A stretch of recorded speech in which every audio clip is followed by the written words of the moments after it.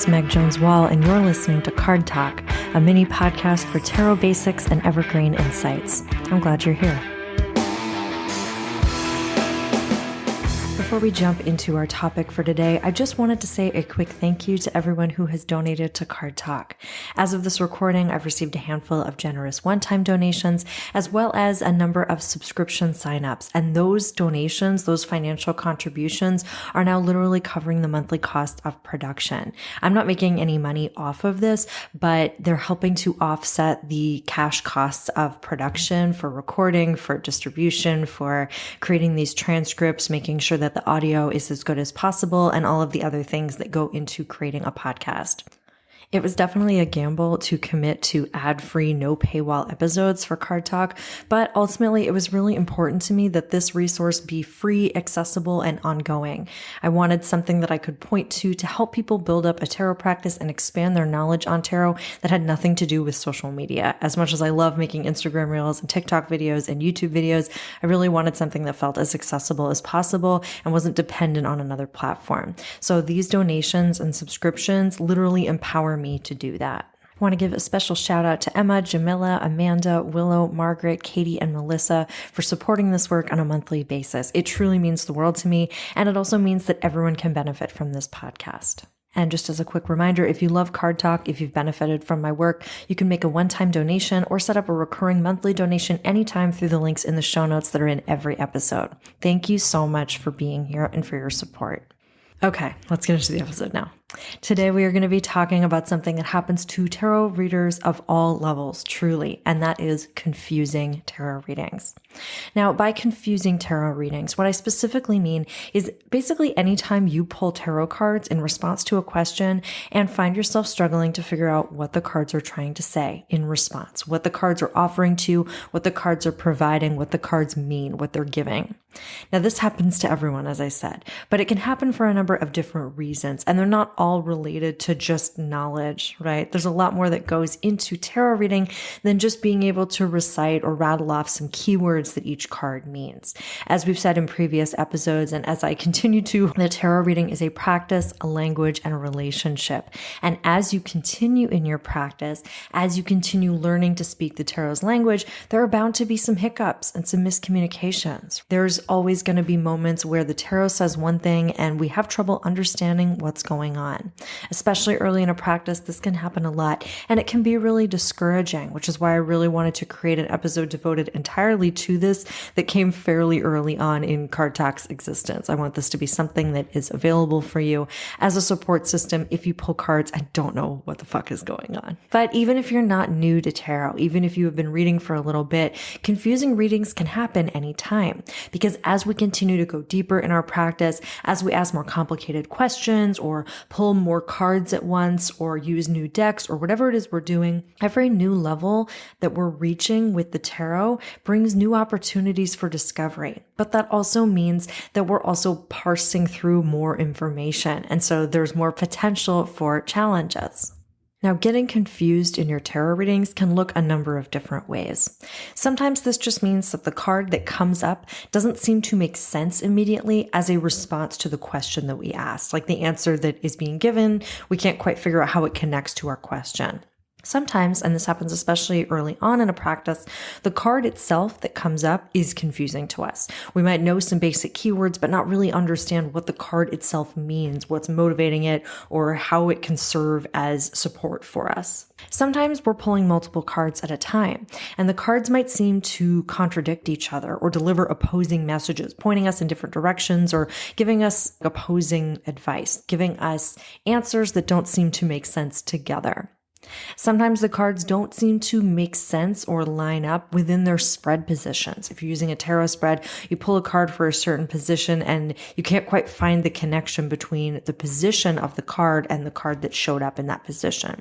And look, sometimes a confusing tarot reading is as simple as just being annoyed or frustrated at the answer that we're receiving from the cards. Sometimes we're just hoping for something different or hoping for something more. Now, all of these responses are valid, okay? Tarot is a relationship, and sometimes relationships include friction or conflict or misunderstandings or confusion. Just because a tarot reading is confusing, or you go through a patch where multiple tarot readings are confusing, your back-to-back readings are confusing, or every reading you do around a certain topic is confusing, doesn't mean you're a bad tarot reader. It just might mean that there's something to dig into, something to pay more attention to, or something that needs to be adjusted within your practice. Every tarot reading is its own separate conversation. And some of those conversations are simply going to be more clear and more easy for you to understand than others. Now, in this episode, we're specifically going to talk about some strategies that you can use to build right into your practice that will hopefully help this happen less frequently or less often. But we're also going to talk about some things that you can do if you've already pulled the cards and you're confused. If you literally have cards in front of you and you can't figure out what to do with them, we're going to talk some strategies for that as well. Now, I know I've mentioned this in the last couple of episodes, but I just do want to say quickly that if this is a specific topic that is something you deal with a lot, or if you're just expanding your practice and taking on some bigger readings and really looking to build more confidence into your practice, please check out my new lecture series called Next Level Tarot, because the third lecture in the series is entirely devoted to confusing readings and how to navigate it. But I want to give you a couple quick tips for strategies, both for preventing confusing readings and also how to navigate a confusing reading right now in this episode. So first, let's talk strategies for preventing confusing tarot readings from happening in the first place. Ideally, you've been taking time reflecting on your practice, paying attention to what works for you, and understanding the techniques that really work best in your regular readings. The more you read, the more you're going to figure out what really works for you in terms of how you talk to your cards, what kind of readings feel good, if you like spreads or not, how many cards you want to use at a time, what sorts of questions feel the most supportive, etc.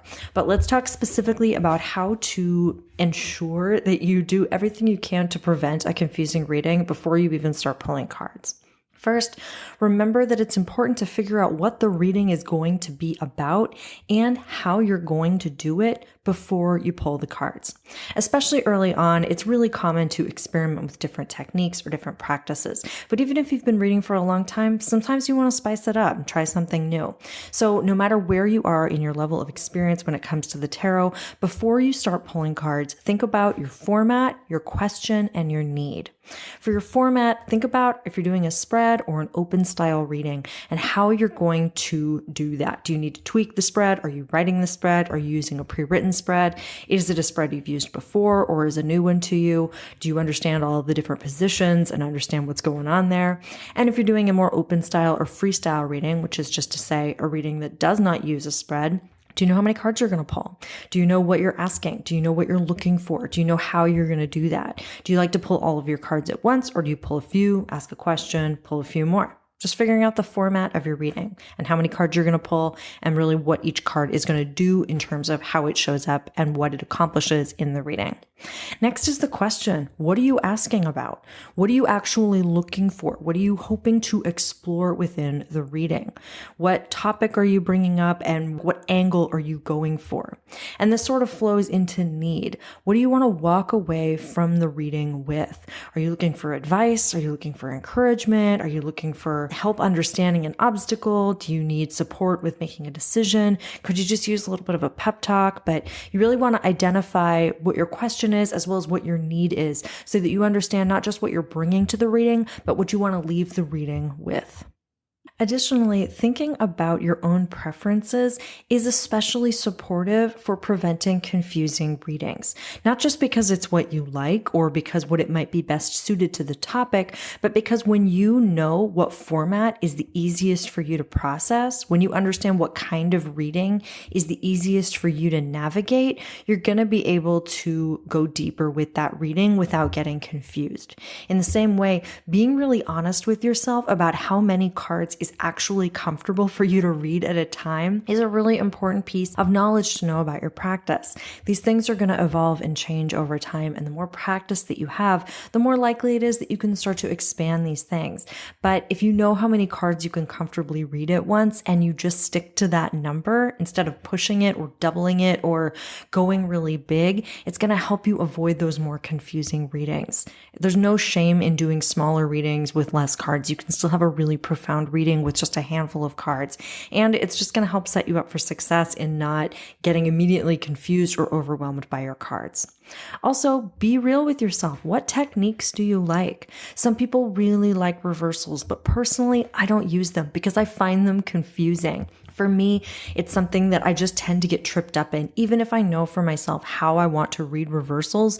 For me personally, as a reader, they don't add a whole lot, so I don't use them. But I have to remember that, especially if I'm doing a reading that feels really tender, because sometimes when you're feeling some kind of way and you flip a card over and it's reversed, if the reversal would change the meaning in a way that might be more appealing to you, you've got to stick to your guns here and really listen to what the cards are saying. The last thing I want to say about this is if you are really trying to prevent confusing readings, before you pull any cards, just take a beat to check in with your emotions and check out your current sense of vulnerability in this moment. Now, what I mean by that is that if you're feeling super activated or super stressed, if you're putting a lot of pressure on the reading or intensity into the reading, if you're saying to yourself, I just have to figure this out, I've been so confused, the cards are going to help, or if you're thinking something like, I better get this answer, or I better not get this card, or I'm going to lose it. That kind of pressure, it doesn't mean that you can't pull cards, right? I would never tell you just don't pull tarot, but it does mean that you might need to be aware that that kind of pressure exists in your body at the moment, and that moving more slowly and being thoughtful is going to help the reading come together in a better way or in a clearer way. It's also worth thinking about if your last few readings have felt confusing, or if you've read on the topic that you're about to pull cards on before, just use some care as you approach that reading. I see it happen with folks a lot, and I know it's happened to me too, where if you feel like you get into a rough patch with your cards, and every time you do a reading, it feels confusing or you can't quite get a handle on it, it can really build up within you and leave you feeling really frustrated with your cards. And again, that's not to say that you just shouldn't read for a while, although sometimes a break can be good, but it does mean that you should be aware of that as you approach your reading, and think about ways that you can take care of yourself using techniques and practices that you know feel good for you, rather than branching out and trying something new that you don't understand, which might just increase the amount of confusion you feel. It's also important to really consider what you are open to hearing. Think about truly how you can take care of yourself as you pull cards, and think too about what's going to empower you to feel safe and take care of yourself during the reading. If you know that you're reading for a really tender, emotional, sensitive topic, maybe don't find the harshest tarot spread that you can, or don't ask questions that you think the answers are going to set you off or make you feel really bad. You can ask the cards to gently help you, right? You can ask the cards for encouragement. You can ask the cards how you can take care of yourself. You can really frame your questions to ensure that you're not going to end up feeling really raw and exposed and just devastated by the end of the reading. You can ensure that you're not setting yourself up for a really harsh, rude awakening or for a really difficult reading by being honest with the cards while you're shuffling and telling them, hey, I'm in a really tender place and I could use some gentle support here, or whatever it is. But if you take the time to check in with your emotions before you pull those cards, it's going to make it easier to be honest with the cards about what you're looking for. Okay, the other side of this coin is strategies for dealing with a reading that is confusing. As in, you pulled the cards and now you're stressed out. You can't figure out what they mean. You don't know how to move forward. You're feeling frustrated or overwhelmed or sad or scared or whatever. I got you. This is real. This happens, and it can really suck. So my best advice, or at least my first advice, is slow down and try not to panic. Okay. I saw a Tumblr post the other day that was describing a teacher who consistently said to their students when talking them through problems, and this was a math teacher, but I think this really applies to everything, reminding people that generally the first step to solving a problem is don't panic. And the reason for that is a simple one, but I think it's a really powerful one.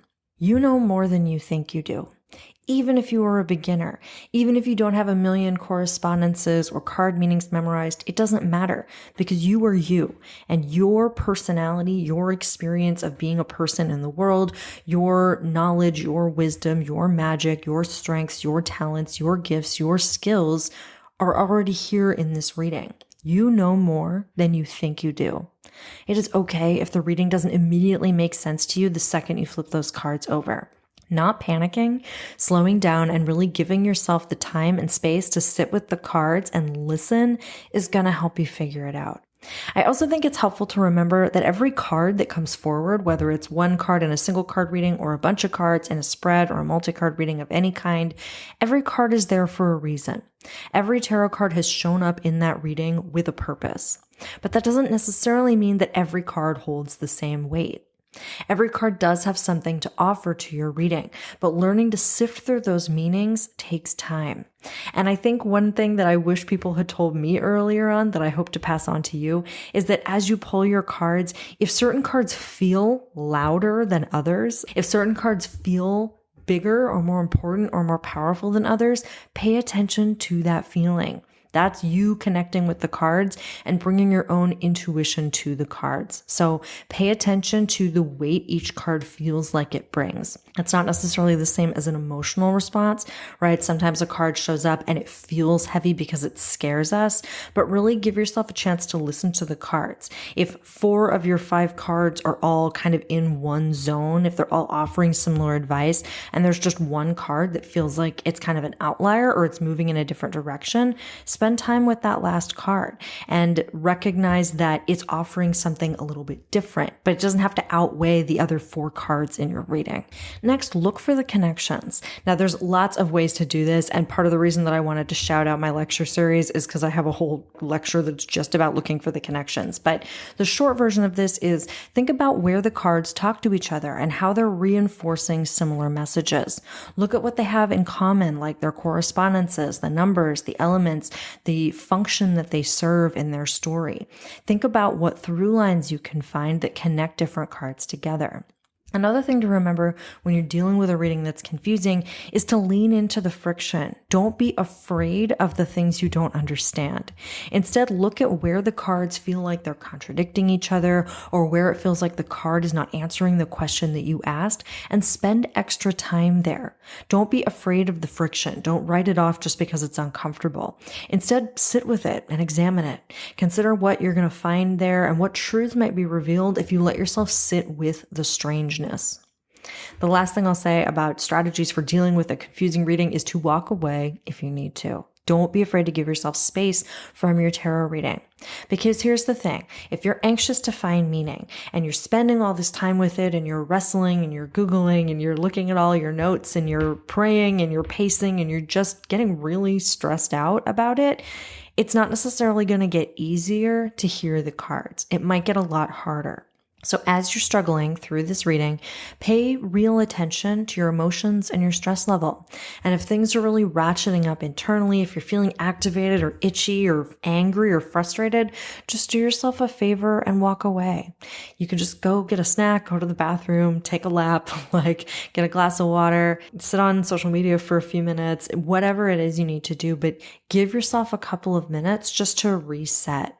You can also leave the cards be and just revisit them when you're ready. You don't have to come back to the cards within 5 minutes. You can give them an hour or a couple of hours or even an overnight and revisit the cards when you're ready to come back to them. Sometimes that makes a huge difference. Now, I always like to end these episodes with a tip or a trick, and this kind of flows into what we were just talking about, but I want to get a little bit more granular with it here. I saw a post on social media the other day from someone who was really concerned about letting their tarot readings sit on their altar or their reading space. I wasn't super clear where it was, but they were concerned about letting their cards sit out for days or weeks at a time. And their angle was mostly that they don't always have the energy to do a daily tarot practice. But I think this also is really helpful to think about, not just when you don't have the energy to do a card reading every day, but also when a card reading is confusing or feels really big or impactful. It is a fantastic practice to let your cards hang out for a few minutes or for a few hours or for a few days or even for a few weeks. Normalize not rushing to put your tarot cards away. Sometimes really leaving that reading out, giving yourself space to process it and sit with it and talk to it and pray with it and meditate with it or whatever it is you need to do can help you find new truths within the reading. Time is not your enemy. I'm going to say that again because I think it's so important to remember with confusing tarot readings. Time is not your enemy. Sometimes our most profound tarot readings are not going to make sense to us completely in the moment, and they're going to continue to reveal new layers of meaning down the line. So even if your reading is confusing, document it, take notes, take a journal entry, let it sit out if it needs to, and be patient with yourself because the reading will come together at some point. That's all I have for you today. But as always, thank you so much for tuning into Card Talk. You can find information on subscriptions and donations in the show notes, and I will see you next time with a new episode. Card Talk is committed to staying ad-free for everyone, which is possible thanks to the generous support of listeners like you. To pledge your monthly support or make a one-time donation, click the link in the show notes. You can also find episode transcripts, more about me, and additional tarot resources through my website, 3amtarot.com. See you next time.